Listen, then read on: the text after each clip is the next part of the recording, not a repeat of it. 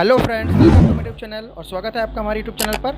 और आज हम बात करने वाले हैं, अगर आप एक मध्य प्रदेश के निवासी हैं, मध्य प्रदेश के आप किसी भी ज़िले के निवासी हैं, तो इस समय आपके लिए बहुत बड़ी खुशखबरी की बात है। आप घर बैठे बीपीएल कार्ड के लिए अप्लाई कर सकते हैं। तो आज बीपीएल कार्ड के लिए कैसे आवेदन करते हैं हम स्टेप बाय स्टेप समझने वाले हैं, तो वीडियो को पूरा देखिएगा। चैनल पर नया है तो चैनल को ज्वाइन करके रखिए, वीडियो को लाइक शेयर करिएगा। तो चलते हैं वीडियो पर। जैसे कि आप देख रहे हैं, हम rcms.mp.gov.in की साइट पर हैं, जैसे कि आप विंडो पर देख रहे हैं। तो आपको इसी साइट पर आना है। अगर आप इस लिंक को गूगल पर कॉपी पेस्ट मारेंगे तो आप डायरेक्ट इसी पेज पर आ जाएंगे। तो यहाँ पर आपको एक आवेदन का ऑप्शन मिलेगा। तो यहाँ पर आप देखेंगे नामांतरण, बंटवारा, व्यपवर्तन, भू आवंटन, सीमांकन, आवासीय पट्टे के लिए भी आप यहीं से आवेदन कर सकते हैं। तो ये अभी हम बात करने वाले हैं बीपीएल आवेदन के लिए। तो बीपीएल आवेदन के ऑप्शन पर आपको टिक करना है और जैसे ही आप बीपीएल आवेदन पर टिक करेंगे तो यहाँ पर आवेदन का प्रकार चुनने के लिए ऑप्शन आ जाते हैं। तो यहाँ पर आप ग्रामीण क्षेत्र के लिए हैं आवेदन करना चाहते हैं या फिर आप शहरी क्षेत्र के लिए आवेदन करना चाहते हैं। यहाँ पर आपको दो ऑप्शन मिलेंगे। तो आप जहाँ भी निवास करते हैं, शहर या ग्रामीण, आप उसको चुन सकते हैं। और इसके बाद आपको आपके पास आपके परिवार की समग्र आईडी होना चाहिए। परिवार समग्र आईडी आपके पास होना चाहिए अगर आप बीपीएल कार्ड के लिए आवेदन कर रहे हैं। तो यहाँ पर आपको अपने परिवार की समग्र आईडी का परिवार नंबर जो 8 नंबरों का होता है उसको अच्छे से देखकर यहाँ पर आपको नंबर टाइप करने हैं। तो चलिए मैं आपको यहाँ पर समग्र आईडी का नंबर सबमिट करके दिखाता हूँ। तो यहाँ पर मैंने एक समग्र आईडी का नंबर यहाँ पर टाइप कर दिया है और इसके बाद आपको ज़िले का नाम, जिस ज़िले की ये समग्र आईडी है उस ज़िले को नाम को यहाँ पर अच्छे से चूज़ करना है। तो मैं यहाँ जबलपुर ज़िले से बिलोंग करता हूँ, तो मैं आपको जबलपुर ज़िले का ही फॉर्म फिल करके दिखाने वाला हूँ किस तरीके से आप इस फॉर्म को घर बैठे फिल कर सकते हैं। तो ये मैंने यहाँ पर जबलपुर को चूज़ कर लिया। यहाँ पर समग्र जानकारी प्राप्त करने पर क्लिक करेंगे तो एक नया फॉर्म ओपन हो जाएगा जो गरीबी रेखा के नीचे जीवन यापन करने वाले परिवार की पहचान एवं गणना तहसीलदार, नायब तहसीलदार के नाम से यहाँ पर ये फॉर्म ओपन होता है। तो यहाँ पर आपको अपने मुखिया का नाम पुट करना है। मुखिया मतलब जो समग्र आईडी में आपके परिवार में मुखिया है, आपको उनका नाम सबमिट करना है। यहाँ पे से स्पेलिंग चेक कर लेनी है। आधार कार्ड और समग्र आईडी में आपको मुखिया की स्पेलिंग चेक कर लेनी है। समग्र आईडी से आधार कार्ड केवाईसी के रूप से मर्ज होना चाहिए, केवाईसी कंप्लीट होनी चाहिए, तभी आप इस फॉर्म को आवेदन करें। तो यहाँ पर आपको अपने मुखिया का नाम यहाँ पर अच्छे से चेक कर लेना है। इसके बाद आपको अपना न्यायालय अच्छे से चेक करना है। इसके बाद आपको अपना न्यायालय सबमिट करना है। तो यहाँ पर न्यायालय जो है वो बहुत सारे हैं यहाँ पे, तो अच्छे से आपको अपना न्यायालय चूज़ करना है। तो यहाँ पर मैं आपको अपने जबलपुर ज़िले का जो न्यायालय है वो आपको चूज़ करने वाला हूँ इस फॉर्म को भर के दिखाने के लिए। तो हमें भी यहाँ पर न्यायालय सर्च करने में थोड़ा सा तकलीफ आ रही है, तो आप भी यहाँ पर अच्छे से सर्च करके ही न्यायालय को सबमिट करेंगे। यहाँ पर मैंने अपना न्यायालय चूज़ कर लिया है। इसके बाद मुझे अपना सब डिवीज़न चूज़ करना है। तो सब डिवीज़न हमारा आधारताल लगता है, तो हमने यहाँ पर आधारताल को सबमिट चूज़ कर लिया है। और इसके बाद जो तहसील है वो तहसील हमें आधारताल हमारी है, तो हम इसको आधारताल को सबमिट करेंगे। RI सर्कल जो है वो हमारा माढ़ोताल एरिया आता है, तो हम यहाँ पर माढ़ोताल को सबमिट करेंगे। पटवारी हल्का नंबर, यहाँ पर हमारा पटवारी हल्का नंबर माढ़ोताल एरिया आता है, तो हम यहाँ पर माढ़ोताल को चूज़ करेंगे। इसके बाद आपको अपनी जाति चूज़ कर लेनी है। तो यहाँ पर हम पिछड़ा वर्ग के हैं, तो पिछड़ा वर्ग को चूज़ कर लिया है। यहाँ पर ग्राम में हमारा माढ़ोताल आता है और यहाँ पर आपको अपने पिताजी का नाम यहाँ पर सबमिट करना है। स्पेलिंग को अच्छे से चेक करके आप ही नाम यहाँ पर पुट करें। परिवार के मुखिया को अपने पिता का नाम यहाँ पर अच्छे से फिल करना है। पिताजी के नाम में कोई भी मिस्टेक। इसके बाद आपको अपना आधार कार्ड नंबर यहाँ पर अच्छे से मिलाकर फिल कर देना है।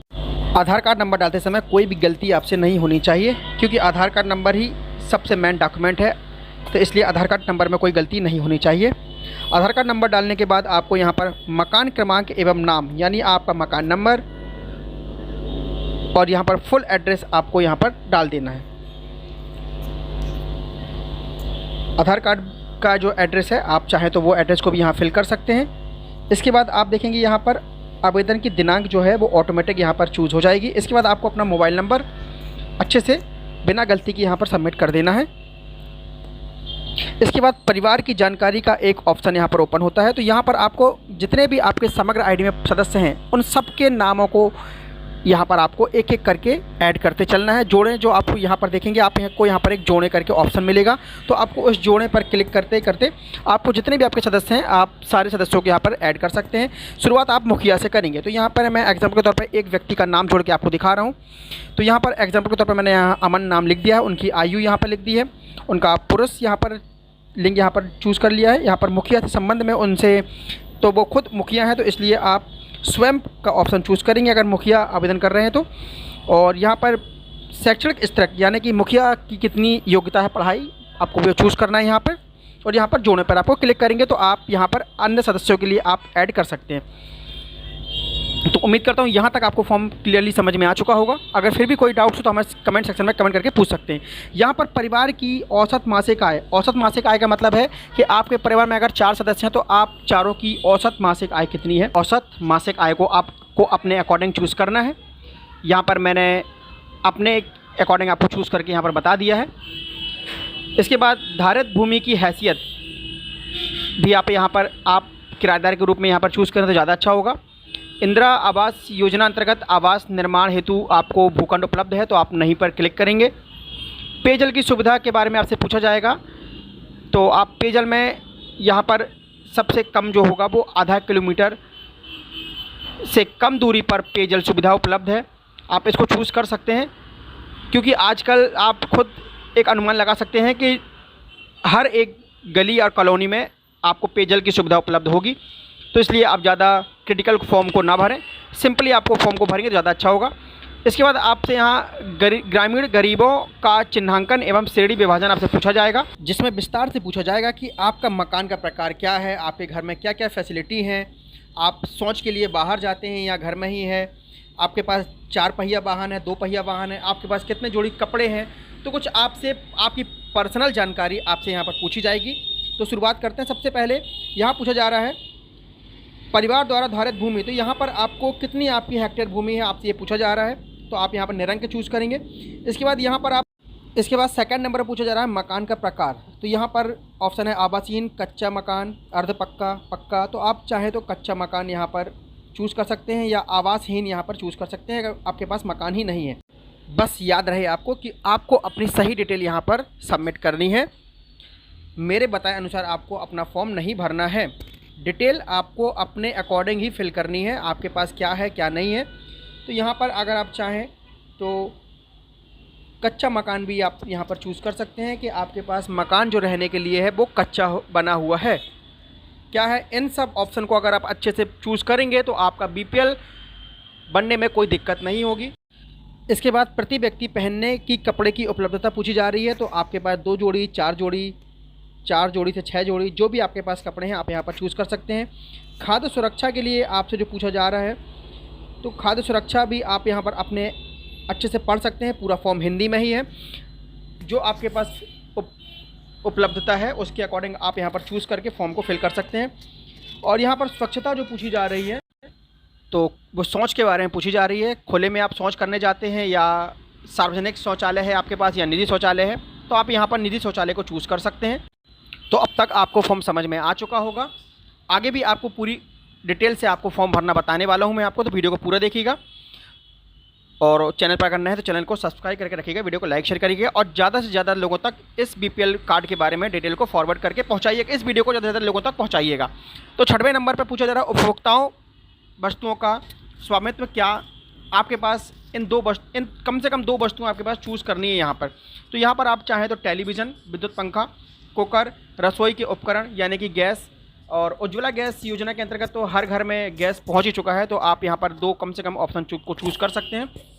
7वें नंबर पर आपकी योग्यता क्या है, आपकी पढ़ाई क्या है, तो आप यहाँ पर अपने अकॉर्डिंग चूज़ कर सकते हैं। पारिवारिक श्रम का स्तर जो है वो क्या है, तो यहाँ पर जो मैं आपको बताने वाला हूँ, या आप अपने अकॉर्डिंग भी इसको चूज़ कर सकते हैं। जीविकोत्पार्जन के साधन यानी आपकी जीवन यापन कैसे हो रहा है वो भी आप यहाँ पर अच्छे से चेक करके चूज़ कर सकते हैं। देनदारी लेनदारी जो भी आपकी है वो अच्छे से आप यहाँ पर चूज़ कर सकते हैं। आप पढ़ाई करते हैं या आप रोज़गार करते हैं, इससे संबंधित भी ऑप्शन है आपसे यहाँ पूछा जा रहा है, तो आप इसको भी अच्छे से चूज़ करके फिल कर सकते हैं।